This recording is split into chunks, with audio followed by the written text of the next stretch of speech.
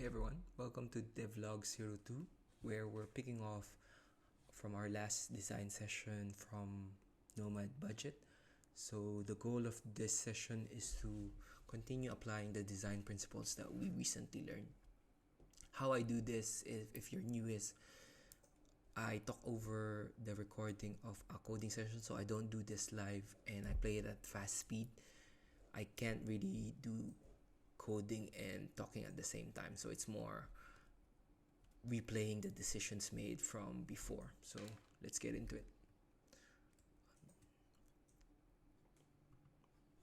So we left off here. This was the current state of the application, and I think when you're beginning in your journey in UX, the UI design, it's really important to have a inspiration to your site, like what good looks like. And I suggest you pick a site and then analyze the structure of it. So for me, I'm looking at stagetimer.io,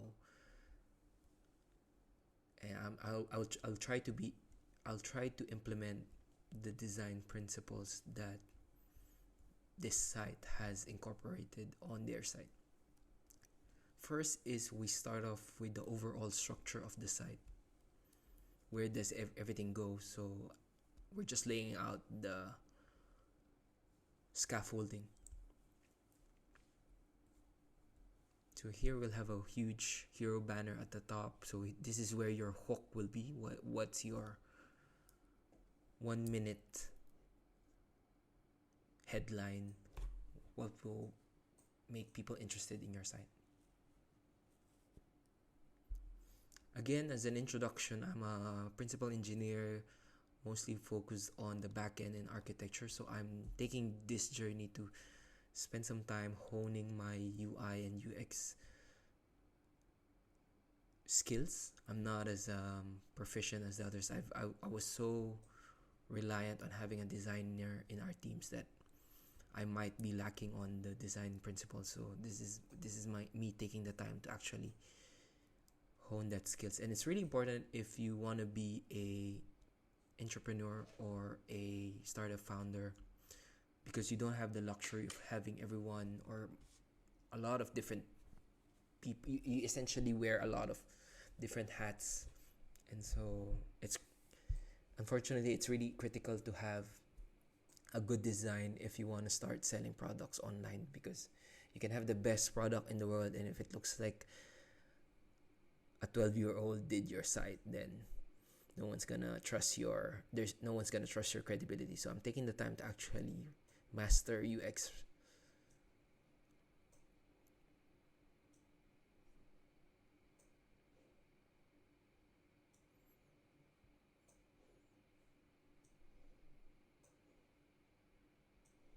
So I don't know if you missed it, but you can set up the column here in Figma, where you put 12 columns, and then it's a layout grid. Essentially, this gives you a ruler or a guide where to put all your components in. So for example, I'm explicitly making sure that the hero banner covers 10 columns here. So there's 2 on the left and the right hand side, and it gives you a good ruler, so to speak. Like everything is centered, and so when the user comes in, there's a smooth transition from where they look. They don't have to look everywhere of what they are searching for. So it's very linear. So there's a couple of strategies that designers use. So they call it the F versus the Z. So essentially, F is the user follows an F. So they start with top to bottom on the left side, then go left to right. Whereas Z, or the letter Z, is you go left to right at the top and then cross, and then left to right again. Here we are aiming to have everything on the center, so it's very beginner friendly, so to speak. Everything is in the center. They don't have to look for everything, and essentially anchoring everything on the center. Just double checking. Yep. I have the playback speed at 1.5, I think, or 1.75. So you don't really see me manually making these changes. I mean, you can see it much faster. You don't have to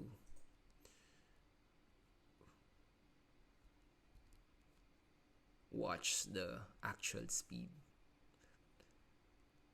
And the value here is essentially, as a backend engineer or as a junior engineer, you can see how things are made before they come to life in the website. So you always see everything so polished, everything so ready to go. Whereas here I'm showing you what it takes, what are the decisions made. So before you actually start writing the code, you plot out like the layout. It's kind of similar. If you're a back engineer, you don't just instantly create the database. You think about the schemas. Another site that you just saw here that I follow the UX, and this is from a designer, designjoy.co. So essentially,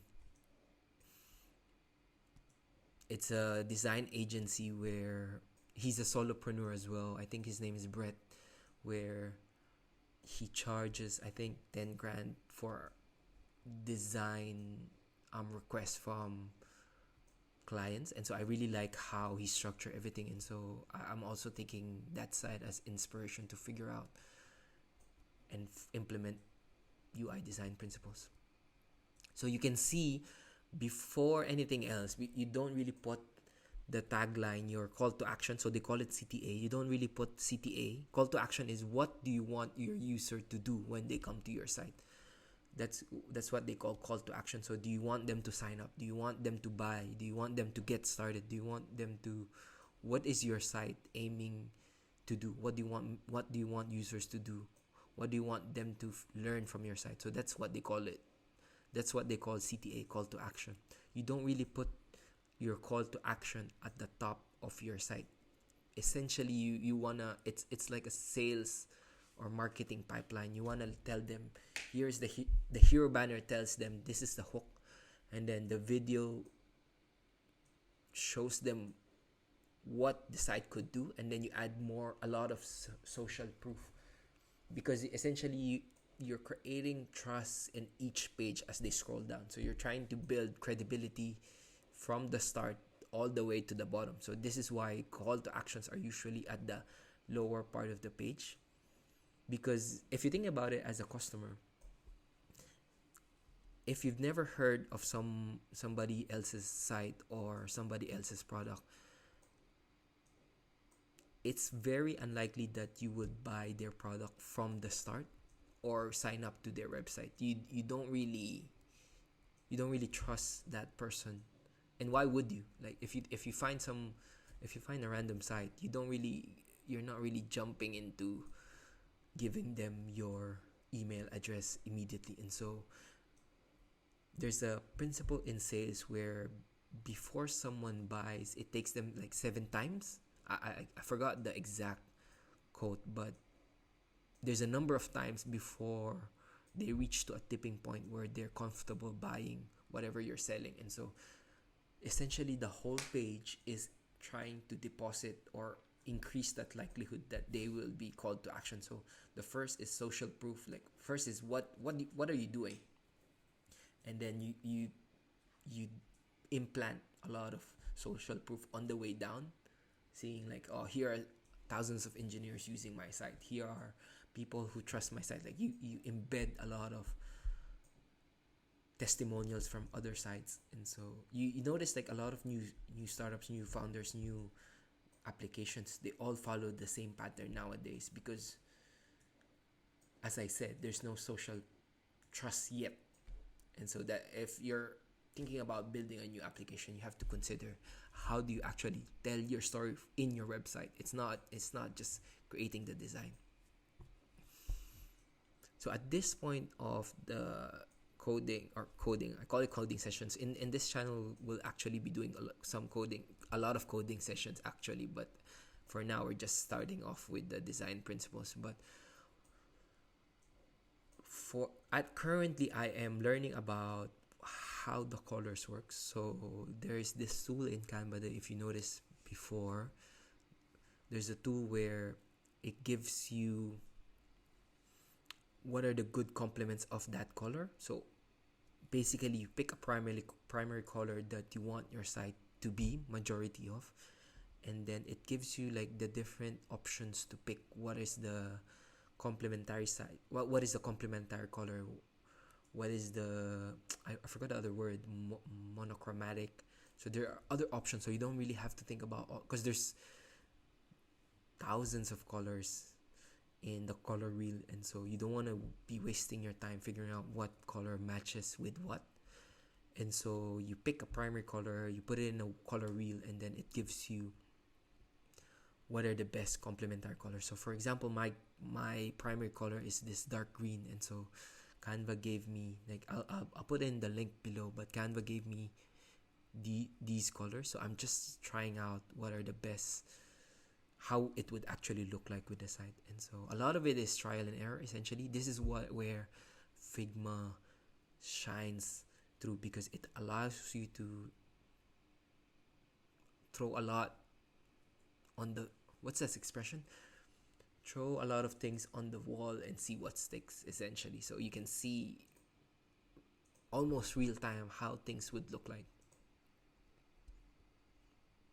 And as an engineer, it's hard when you code it, like even just the gradient color, you would have to fine tweak the percentage and all those stuff. So it takes some time just for experimenting. And so one core principle of software engineering is, the faster the feedback loop is, the faster you're able to build something. And so essentially Figma allows you to accelerate that feedback loop with regards to design. So at the beginning, I wasn't a big fan of Figma and just drag and drop. Like, how hard could it be? But now I can see the value of designing here first rather than coding it from scratch. And then if I wanted to change something, I would have to do a lot of CSS changes. So that's not really making most of your time.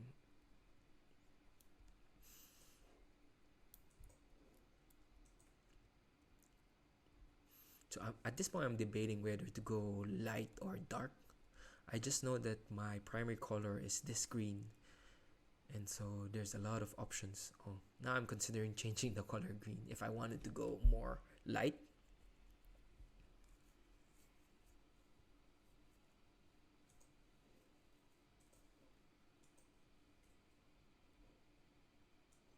Again, this is my first time using Figma and learning about the design principles. So there's 7 design principles that we are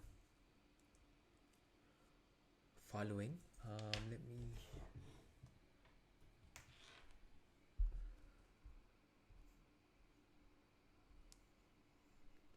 Let me look for it while I'm changing the colors there. So the 7 design principle is emphasis, balance and alignment, color contrast, repetition, proportion, movement, and white space. So now we are focusing a lot in color contrast and balance and alignment. So balance and alignment is, you see how there's a big SVG file, like a big picture of a globe on the right side, and then there's a lot of text on the left. So essentially each component has some weight. There's no hard number to what weight each file has, or what weight component has. And I reckon a lot of it is trial and error, to be honest. There's no graph that says a logo is 3 versus a header is 2, then you have to balance it. It's a lot of trial and error, but you have to be conscious about how it balances your page. It's a bit hard. Like you can see here in Canva, like the color wheel is on the right and then their text is on the left. There's an implicit balance here where you can see the page is well coordinated. So you get much better at it as you do a lot of web pages.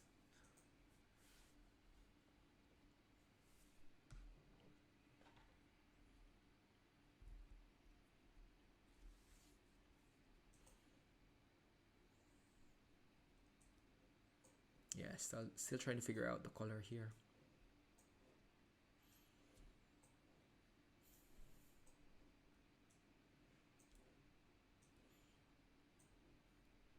Now you can see you don't always have to use complementary colors as well.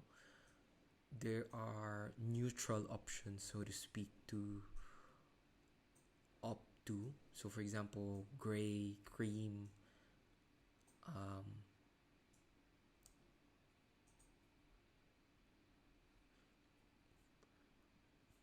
like dirty white. There are several neutral colors that goes well with any color essentially, and so for now I'm opting for a neutral color. So we have a dark green, and then we have gray or silver here to complement the dark green color here.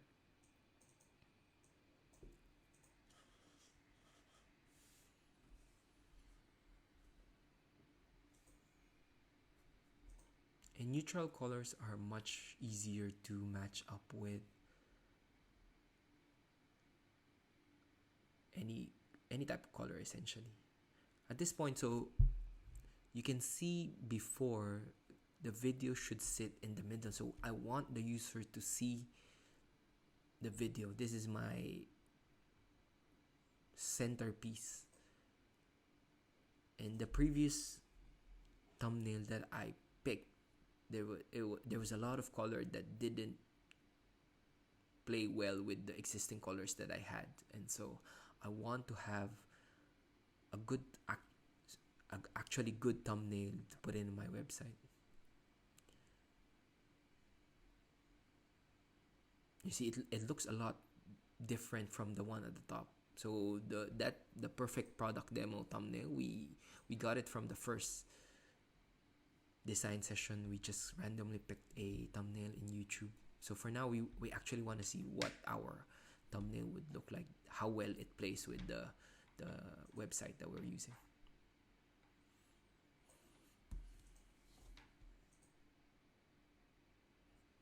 Yeah, so I write notes for my future self when I'm recording. That way I know the design decisions that were made during coding time or design time.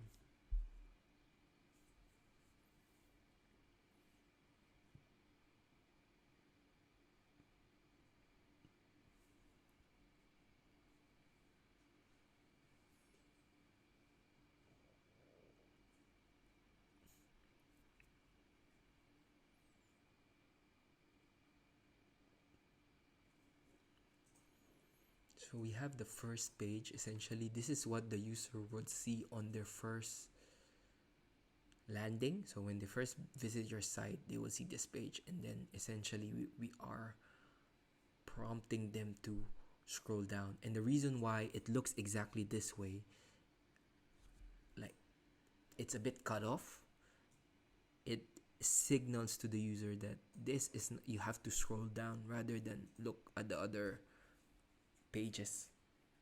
A lot of the newer websites now follow this principle.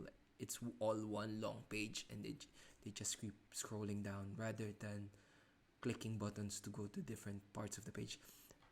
The one main reason why the modern websites are opting for this design is it saves a lot of loading time. So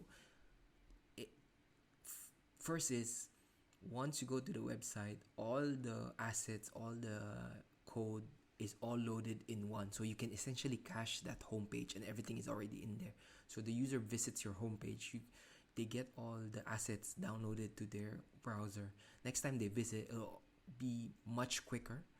Second is, it lessens the traffic that they need to request to your server. So as an engineer, if you're a startup founder or you're a solopreneur, if you don't have a lot of budget serving these kinds of sites, you want to have as less traffic, I mean not less traffic, but less network requests to your servers as possible. So you don't want them to be clicking on different links and then constantly requesting for additional resources to your servers. So this format solves a lot of problem with regards to loading and caching and storytelling of your website. So it essentially it makes sense in a engineer's point of view. And also as a user, it tells you a very smooth narrative. You don't have to start looking for different URLs, different links.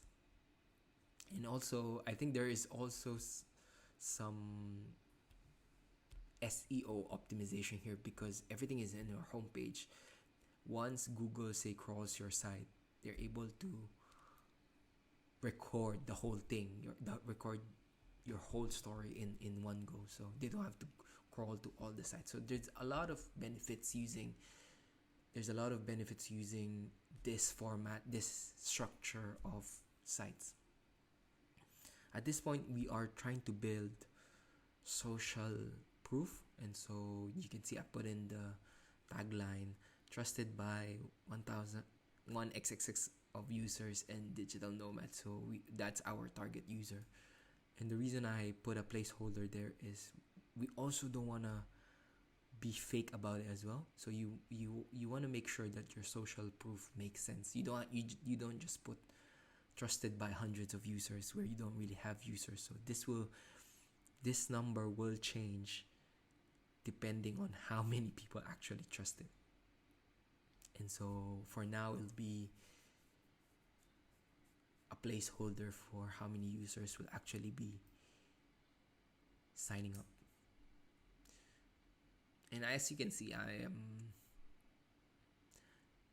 not as proficient as I would like in Figma. So even just resizing an SVG, I'm still trying to figure out. And the good thing about Figma is there's a lot of out of the box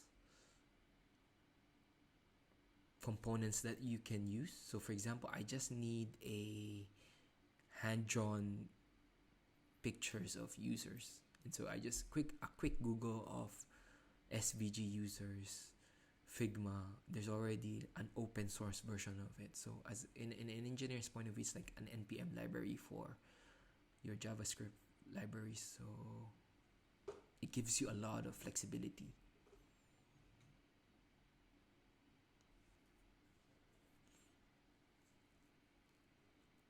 Obviously, the more advanced UX UI designers, they draw their components from scratch. We are not at that skills level yet and still trying to figure out the basics of Figma. So we will just be reusing a lot of the components that we see on the web.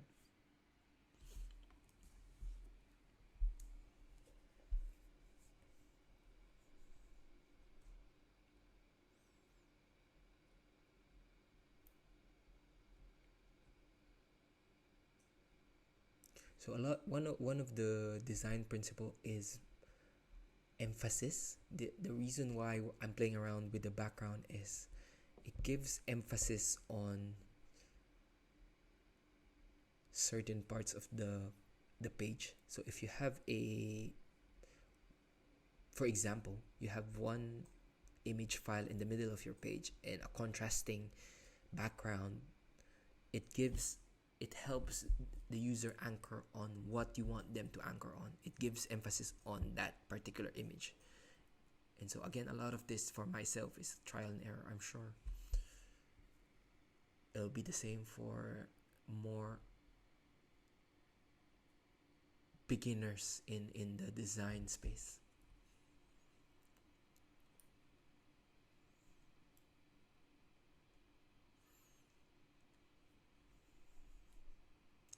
So we are nearing the end of this design session. Currently, it was just more figuring out the layout, and we'll continue it on the next one.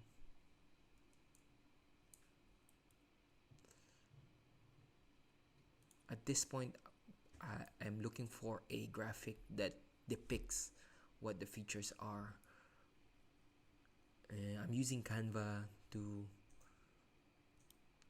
give me a lot of these components that I usually would need.